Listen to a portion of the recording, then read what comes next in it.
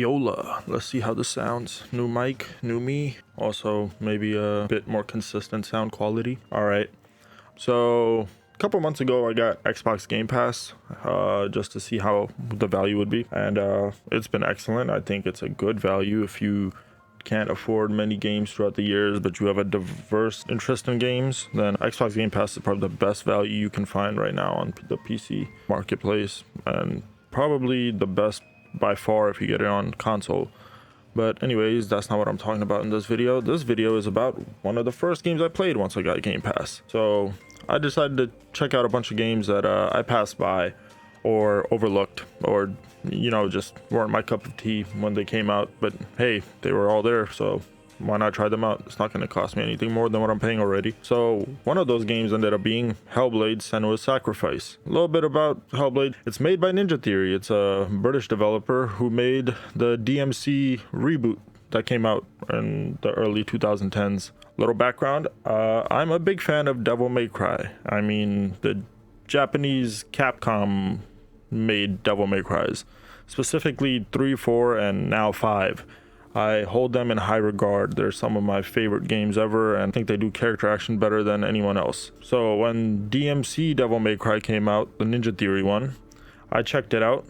I liked the gameplay. I don't think the combat was bad. I actually believe they were superior to most games in the genre with their implementation of the combat.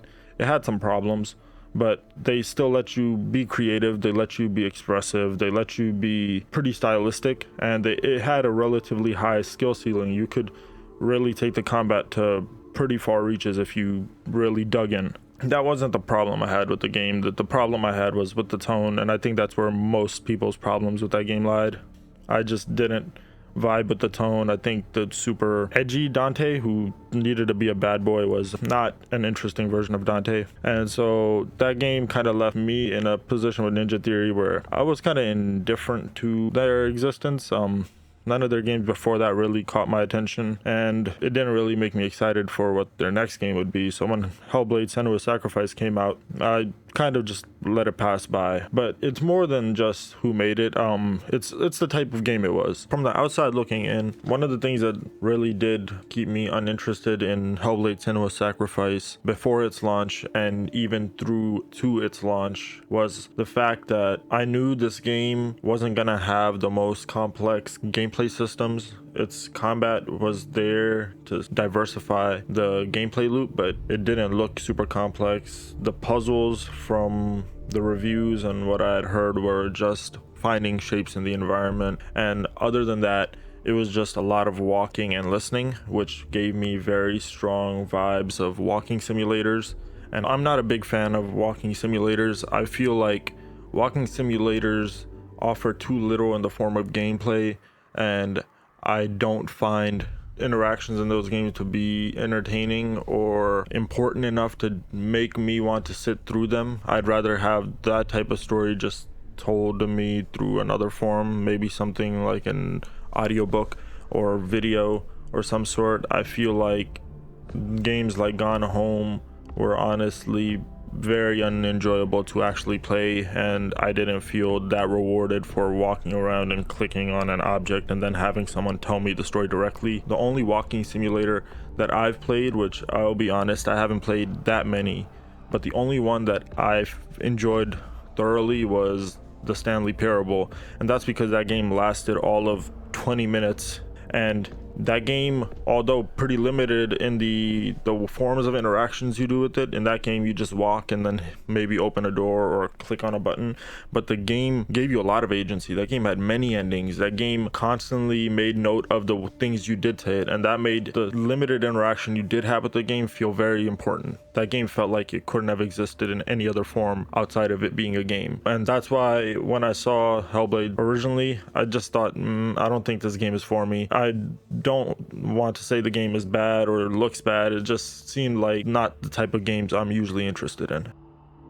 Now, after having played Hellblade, I'm very happy to say that Hellblade is definitely more closer to the Stanley Parable than Gone Home as far as the walking simulator spectrum goes, but I don't think it's fair to call this game a walking simulator, mainly because it does have other aspects to its gameplay. But the reason I make this comparison to Stanley Parable is because I feel like this game couldn't have worked in any other medium outside of it being a game. The interactive part of it is very vital to its construction. This game puts you in the shoes of a person who has severe mental illness and puts you in their headspace, and you can hear their thoughts, you can see what they see, and it kind of gives you, I wouldn't say a first-hand recount, because I don't think a game is sufficient experience for the real problems and the real struggles that people with mental illness deal with, but I feel like I can better understand how it must feel to go through your daily life with this non-stop barrage of stress and anguish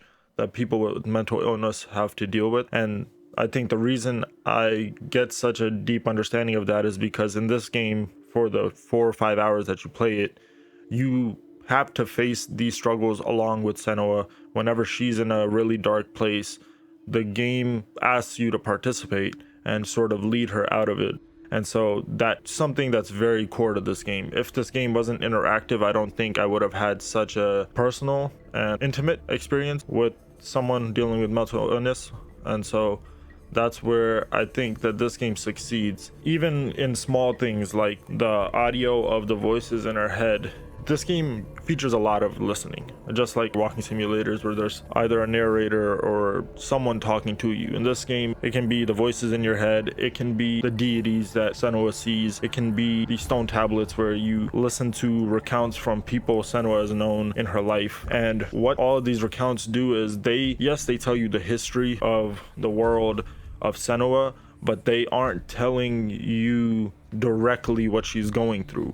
They're building this environment, and then the game allows you to explore this world that she's stuck in through you playing the game. And in that way, the message isn't being shoved in your face, it's more being laid out, and it comes more naturally as you interact with the game. Hellblade isn't the most fun game, and I don't think its intention is to be fun. The combat, although not too overused that it runs dry, it isn't very deep. The game tries to add some variety by making multiple enemy types, but you can tell from what must have been their budget constraints and also just the focus of the game that the combat is kept simple because it's not trying to be the main event. It's not trying to be the thing that your focus is on. Your focus is on the struggles that Senua is going through, and the combat is just there to be one form of struggle. The puzzles, I only got somewhat stuck on one puzzle, and it was mainly because I didn't know that shadows could be symbols. I thought they were just geometric objects. But other than that, the game also kind of aids you when you're getting close to a symbol, and you can generally find it pretty easily. And other than that, you do a lot of walking and listening, and I do wish the game had a faster walking speed. The jog that you can initiate is pretty slow. I would have preferred a faster walking speed, but it just seems to be a trend in cinematic style games that there's forced walking sections, which I guess are here to stay. I won't rant about them too much. Yeah, so the gameplay of this game, it's there. It doesn't just ask you to be minimally invested. You have to pay attention. If you fail too often, the game has a permadeath and you have to start the whole game again. So you have to be careful even if it isn't the most demanding thing in the world. And again, I don't think this game is trying to go for fun. This game is in a category of games that have been around for a while, but you rarely see them. Other games I can think of in recent memory are Spec Ops: The Line and even Death Stranding to some people. These games change the focus of what traditional game design is. They tend to make their systems not with the intention of being fun, but to reinforce their message. All of these games can be pretty unenjoyable, especially to people who like to have really, really tight gameplay systems. But that's not the purpose. of their gameplay systems. The gameplay systems there are to be somewhat like a metaphor or a way for you to have an almost first person or first hand experience of the message and the topic and the themes that this game is trying to discuss. And I really respect this game for that. I feel like games like these really show the greater possibilities that the medium holds. And that's why I respect Hellblade a ton. I feel like it really pushes the medium forward, and that's in multiple ways. In the artistic way, yes, it really is a unique game. It's a game that definitely has a very strong sense of identity, but I think there's more than that. This game was made by a team of around 20 people, and it was mostly funded independently, and that's such an insane quality if you really ponder it. Like, this game is gorgeous. Like, look at it. It's acted so well. The animation quality is really great. For most still images, you would think that this game was made by a huge team with such a gigantic budget, and I think that's insane. This game is showing how far the games have come, how nowadays, if you just work hard and you have the skill, you can make such high quality games and beautiful games that look like they're big budget with not that many resources. Outside of that, what this developer was talking about, the message, I feel like this is one of the most interesting ways that I've ever seen a game discuss a topic such as mental health, things that are very important in our modern society. And this game does it with so much respect and in a way where it's not banging you over the head with it. It kind of just shows you what it's like, and hopefully if you are a reasonable person, you'll understand why this is such an important discussion to be having right now. And the last thing is I feel like this game came at the very correct time for me in my life when I decided to play it. I was unaware of so many of my mental problems just 6 months ago, and I didn't know what they were or that I even had them until I've started investigating what I was feeling. And having this game at this time in my life was too perfect. It's just, I don't have anything close to what Senua is going through in this game, but it just made me feel like that these thoughts and weird feelings in my head aren't something weird. They are things that happen to people, and that you have to address them. You have to deal with them. And so I'm thankful to the game being in my life at this moment, because I feel like it opened my eyes to the ways I need to improve myself. I'm so happy that this game's sequel got announced and that the studio got bought by Microsoft, because I feel like this was a really big risk for the studio to take, and having that funding secured probably makes their lives much less stressful. Originally, when they got bought out, I thought that if they were going to make a sequel to this game, it was probably going to be big budget and go all out. But now, having learned that Ninja Theory is sticking to this small team design, I'm actually surprisingly happy they kept it this way.